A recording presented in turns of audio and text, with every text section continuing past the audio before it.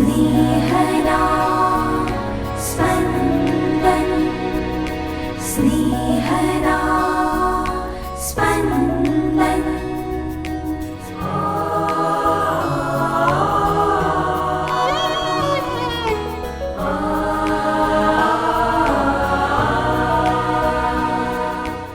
તપૃતુનો બીજો રવિવાર. આજના શુભ સંદેશમાં પ્રભુ ઈસુ પીતર, યાકોબ અને યોહાનને હાકલ કરે છે. આ હાકલ છે ઈસુને આજ્ઞાધીન બનવાની. શિષ્યોએ આ હાકલ માથે ચડાવી. આજે આપણે પણ ઈસુની આ હાકલ માથે ચઢાવીએ. સાંભળીએ સંત માથીકૃત શુભ સંદેશ, અધ્યાય 17, કડી 1-9.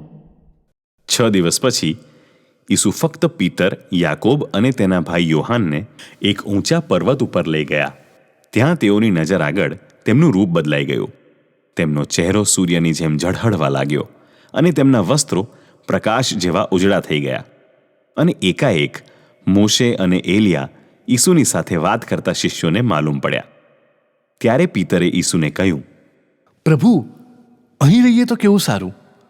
જો આપની ઈચ્છા હોય તો હું અહીં 3 મઢોલી ઊભી કરું, એક આપને માટે, એક મોશેને માટે ને એક એલિયાને માટે.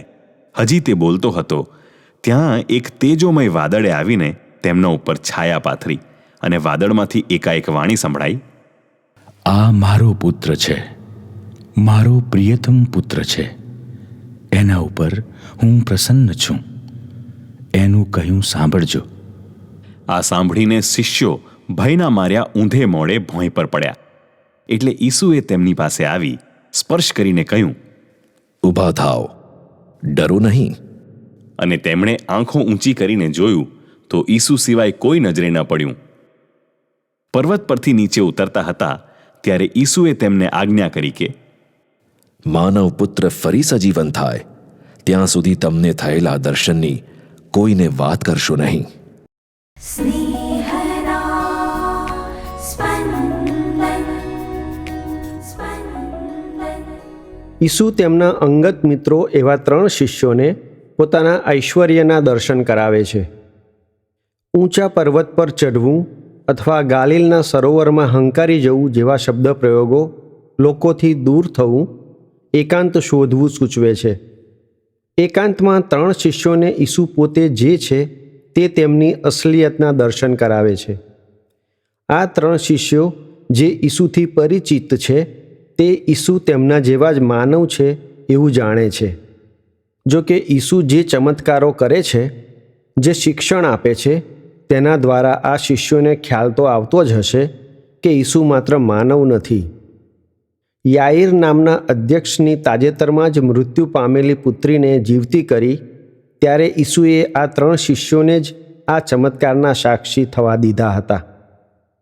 ઈસુ આ પર્વત પર આ શિષ્યોને દર્શન આપે છે અને પ્રભુ પિતાને મુખે પોતાની ઓળખ વ્યક્ત કરાવે છે. ઈસુ ઈશ્વર પુત્ર છે, આ સત્યને ઇન્ડિકેટિવ કહેવાય. ચોકડી પર લાલ લાઇટ ઇન્ડિકેટિવ કહેવાય. આ ઇન્ડિકેટિવ કંઈક ફરમાવે તેને ઇમ્પરેટિવ કહેવાય. જેમ કે લાલ લાઇટ ફરમાવે વાહન થોભાવો, તે જ મુજબ ઈસુ ઈશ્વર છે એ દર્શાવ્યા પછી આદેશ મળે છે, એનું કહ્યું સાંભળજો. કેવું સાંભળજો એનો અર્થ થાય તેની આજ્ઞાનું પાલન કરજો. આજે આ શુભ સંદેશ સાંભળતા આપણને ઈસુના પરોક્ષ દર્શન થાય છે. આપણને આજ્ઞા મળી છે ઈસુની આજ્ઞાઓ પાળવાની. ઈસુ આપણને આજ્ઞા કરે છે આપણા અંતરાત્મામાં. કોઈક પ્રવૃત્તિ કર્યા પછી પ્રવૃત્તિ કર્યાનો અફસોસ થાય એનો અર્થ એ થયો કે ઈસુને એ પ્રવૃત્તિ પસંદ આવી નથી. કદાચ કોઈકને અપશબ્દો કહી દીધા પછી દુઃખ લાગે છે. હવે ઈસુ અંતરાત્મામાં માફી માંગવાનું સૂચવે છે.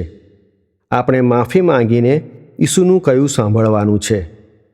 પરમ પૂજામાં ઉપદેશ દરમિયાન પુરોહિત દ્વારા, વર્ગમાં શિક્ષક દ્વારા, ઘરમાં વડીલ દ્વારા, રસ્તા પર મિત્ર દ્વારા, નોકરીના સ્થળે ઉપરી દ્વારા ઈસુ આપણને કહેતા રહે છે.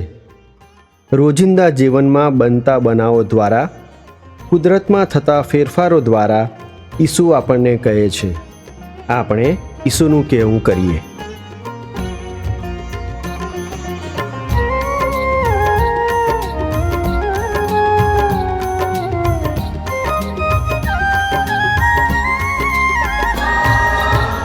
हे मुझ आत्म गाने प्रभु ना गान,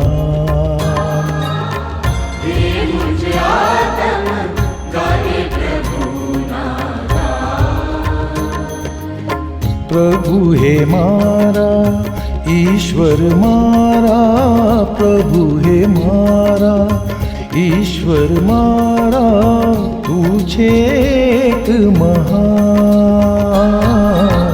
हे मुझ आत्म गाने प्रभु ना गान,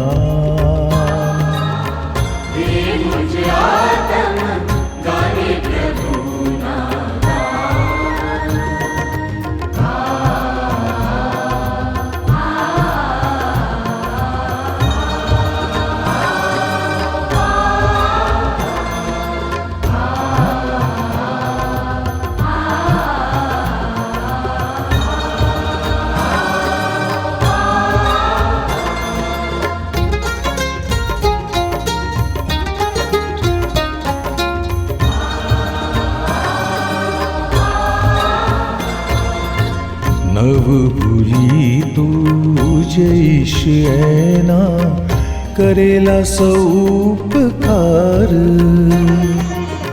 નવ ભૂલી તું જઈશ એના કરેલા સૌ ઉપકાર, નવ ભૂલી તું જઈશ એના કરેલા સૌ ઉપકાર. हे मुझ आत्म गाने प्रभु ना गान,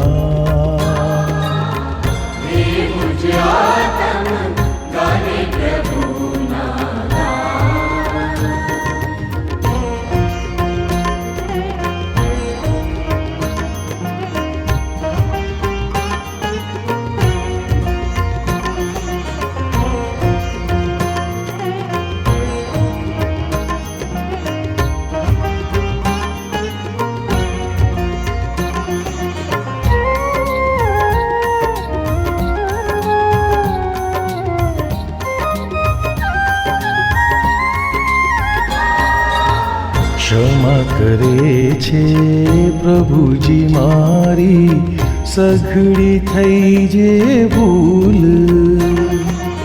ક્ષમા કરે છે પ્રભુજી મારી સઘળી થઈ જે ભૂલ, ક્ષમા કરે છે પ્રભુજી મારી સઘળી થઈ જે ભૂલ. हे मुझ आत्म गाने प्रभु ना गान,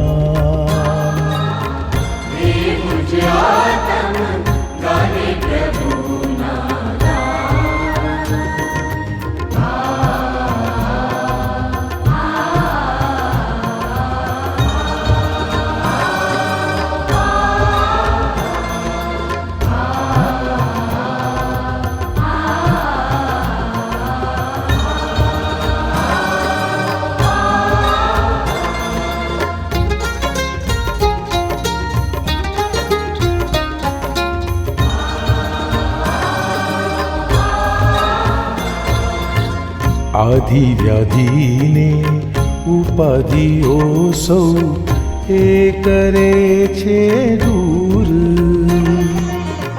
આધિ વ્યાધિને ઉપાધિઓ સૌ એ કરે છે દૂર, આધિ વ્યાધિને ઉપાધિઓ સૌ એ કરે છે દૂર. हे मुझ आत्म गाने प्रभु ना गान,